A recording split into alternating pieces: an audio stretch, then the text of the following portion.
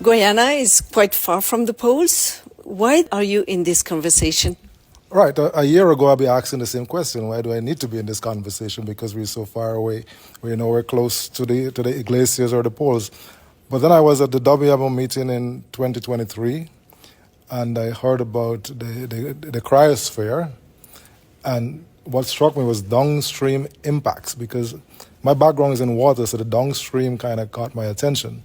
So I took some time to research a little bit what that meant for me, and then I realized it was really a conversation about me, about what the melting cryosphere means for me, means for my family, for my country. And I think that sparked my interest to be concerned about what is happening in the cryosphere. So can you explain how it works and how come the sea level rise is bigger in your country than in places closer to the poles? Right, so that is something that I'm still exploring and learning.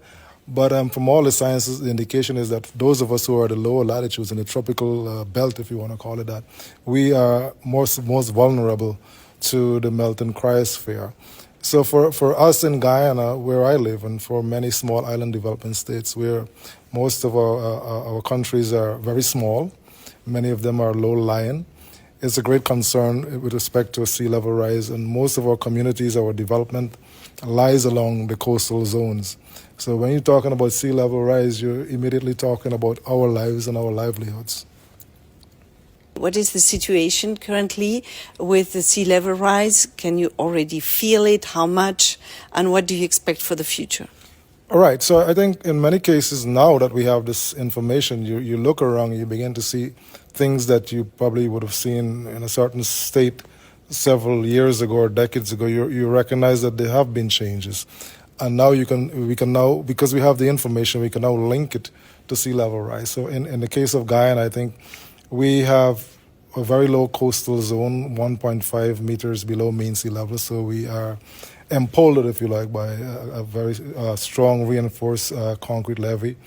In the last decade and a half, we've had to increase the height of that to keep out the sea, the Atlantic Ocean in our case. We've had significant storm surges, and the projections we're not in the hurricane zone as in most of the Caribbean might be, but because the projections for climate change indicates that there will be significant increases in the intensity of hurricanes and tropical storms. It means that the onslaught of the ocean on our coastal belt will increase if the projections for climate change holds out. So we've had, in the case of Guyana, apart from having to increase the heights of our sea defense infrastructure, we've also had one community, at least, that stands out, that had to move inland, an indigenous community, because the ocean basically engulfed their community.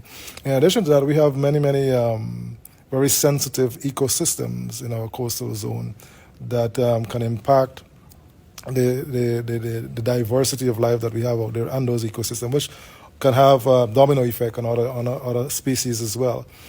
For us in Guyana, we have our best lands, our most fertile agricultural land along the coastal zone as well. Guyana is uniquely positioned as what we call the food basket of the Caribbean area.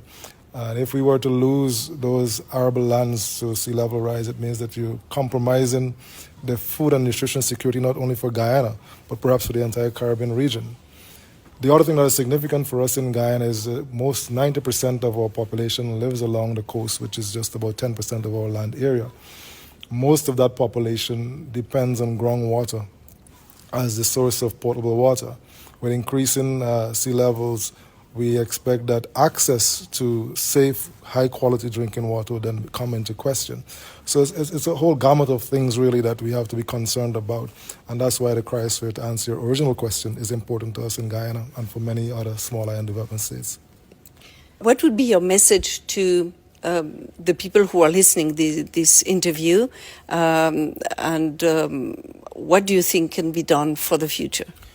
Right, so I started by saying, we may be far from the poles, the glaciers, but we live in a connected world. And what happens in one part of the world affects us in another part of the world. So we're not insulated, we're not isolated. We're all one global community. And I think it calls for collective action, really, to mitigate, to adapt to the changes that are projected.